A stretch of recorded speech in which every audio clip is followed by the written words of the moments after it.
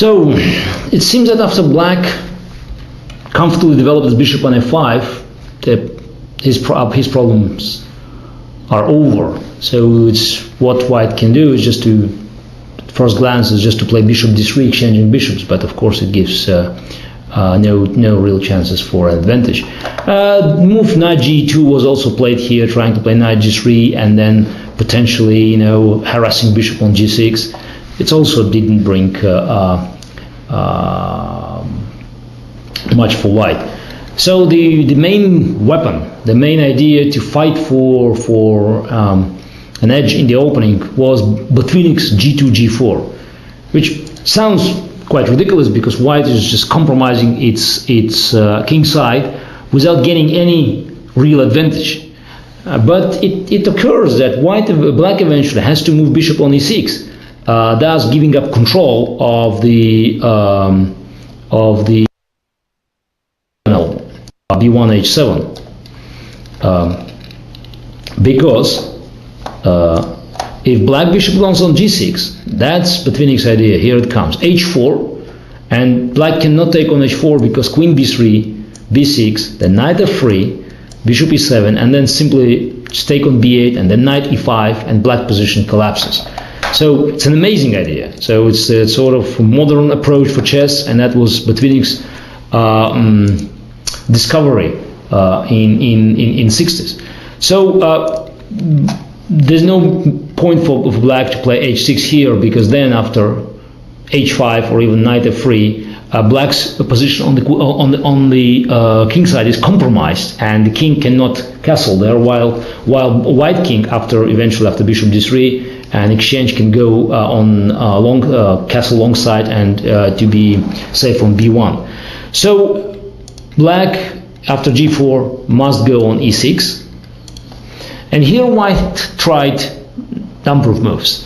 Botvinnik tried bishop d3, getting control of this on this important diagonal. Then he also tried h3 with Petrosian, and eventually Botvinnik's latest try was h4 that he tried against Spassky in 1969 in Leiden in Holland, and that was the most aggressive try, which also attracted my attention when I was preparing this line to play against Karpov in our matches. In fact, in 85 in game 21, I even tried this line. Although I was 2 points ahead, I needed a comfortable draw just to make another step to the title. But I still played h4, and in this game Karpov demonstrated a great way of fighting this Botvinnik's aggressive approach. Played knight d7, h5, and not traditional knight gf6, which after f3, h6, bishop d3, and then c5, for instance, knight e2, gave white always a substantial advantage, because it just seems that white's pawns just got exposed. You could try to understand it, sort of in reverse angle. It's not just exposed pawn structure. White gained a substantial space, substantial advantage on the king side, and also the f5 square. That's a nice potential location for white knight could go there, or white bishop could retreat and then giving white's knight a potential to appear on f4. So the weakness, the king weakness, is completely illusory, because white king either castle or just simply go on g2, f1 and g2, or f2 and g2, and then there are no threats that black could create. So instead of giving white time to strangle black's position, Karpov after h5 played knight h6. An amazing move, looks also quite odd because black knight goes in the wrong square, but in fact it's putting pressure on the pawn on g4, and also keeping an opportunity to play f5 at one point, so attacking white's pawn structure. So I played bishop e2, Karpov played knight b6, and it happened that after, for instance, knight h3, which is a normal development here, black could play g5. so creating pressure on the king side, and just using the opportunity just to expose white's pawn's weaknesses. I played rook c1, and here instead of passive queen bishop d6, which gave me an edge, because then I could actually play knight h3 and developing the pieces and keeping positional advantage.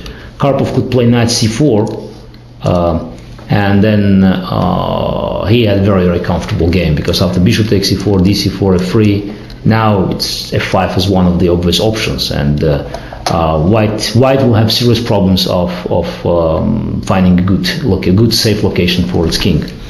So knight h6 proved to be a very effective weapon against this Botvinnik structure, Botvinnik's aggressive approach with h4, h5. So also bishop d3 lost its popularity due to knight d7 followed somehow by h5. So white eventually switched to h3. h3, which is also a quiet move with similar ideas, and for instance after knight f6, knight f3, knight d7, bishop, no, sorry, in fact this should be knight f6, bishop d3. Important to keep control on e4 square, preventing knight e4. Knight d7, knight f3, castle, king f1, c5, king g2.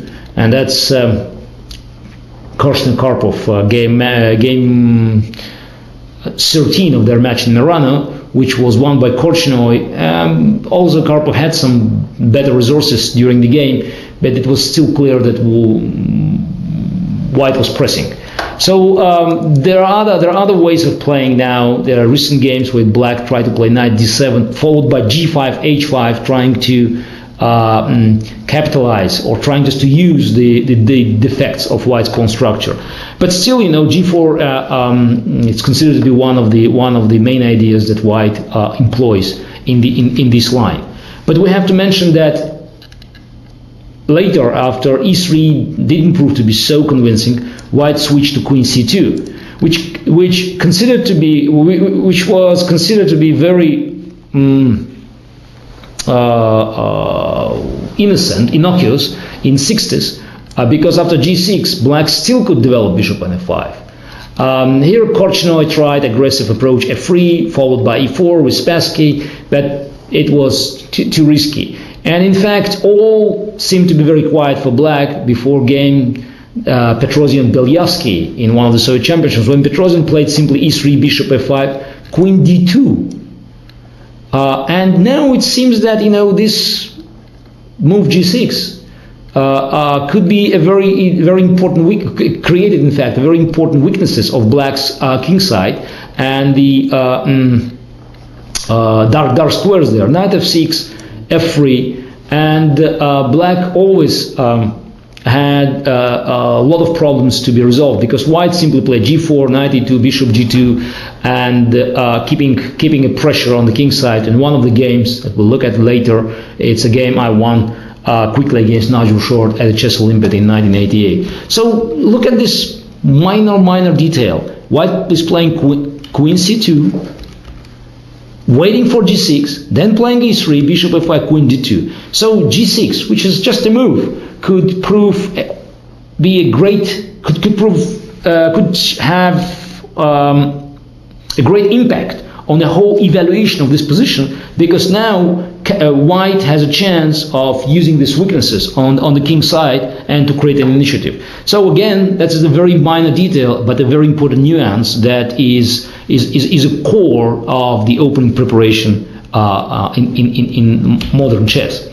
So black didn't like g6 anymore and switched eventually to Geller's line with bishop d6, which seems to be, just at first glance, blundering a pawn, because after knight takes d5, black couldn't take on d5 because bishop takes d6 and bishop on c8 is hanging. Was queen on c2.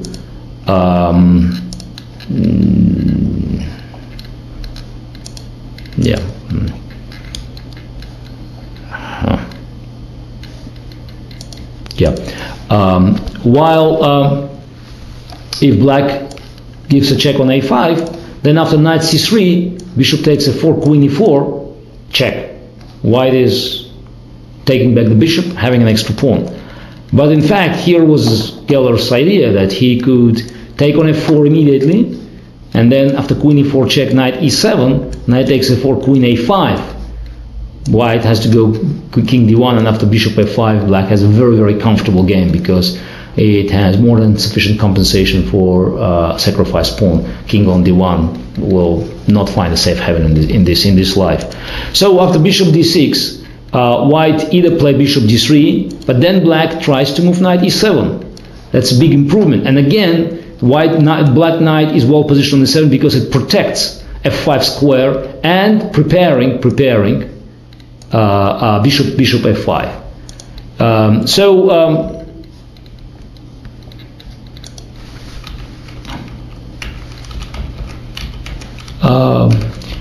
After bishop d3, knight e7, black had a comfortable game, so white in its turn switched to bishop takes d6, queen d6, e3, trying to match knight e7 with bishop d3. Where black in its turn now played b6, trying to exchange bishops by playing bishop a6. So it's as you can see, it's a fight of both sides are concentrating these little nuances. But at the end of the day, all these nuances are developed to resolve the main problem of this opening, the main ground for the conflict, bishop c8. So white is trying to keep it from being exchanged or developed, while black is trying to develop it and ideally to exchange for white's light square bishop, which always proved to be the better piece in the Queen's Gambit decline. So bishop e7 is still very popular. It's being played by players, namely